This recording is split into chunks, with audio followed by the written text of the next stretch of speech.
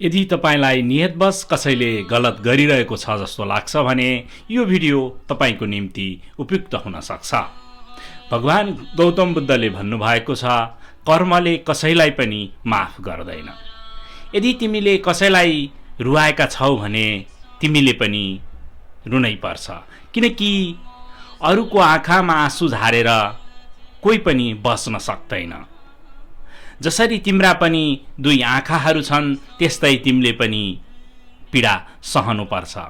यदि कसैको राम्रो गर्न सक्दैनौ भने नराम्रो पनि नगर, किनकि तिमीले गरेका प्रत्येक कर्मको प्रतिफल एक दिन अवश्य तिम्रै जीवनमा फर्केर आउनेछ। तपाईलाई आफूले गरेको गलत कहिले पनि महसुस हुँदैन भने त्यसको प्रतिफल तपाईले एक दिन भोग्नै पर्ने हुन्छ।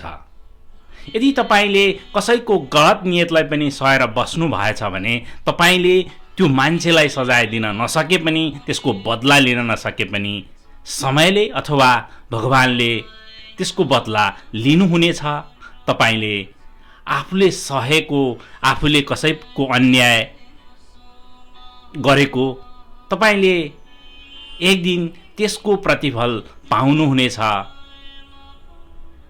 त्यसैले कसैले गलत नियत राखेर गलत व्यवहार गर्यो अथवा कसैप्रति मैले फलानुलाई यो गर्न सकेँ भनेर खुसी गर्नु अथवा घमण्ड गर्नुको कुनै अर्थ छैन, किनकि तपाईले जस्तो कर्म गर्नुहुन्छ त्यो तपाईले भोग्नै पर्छ।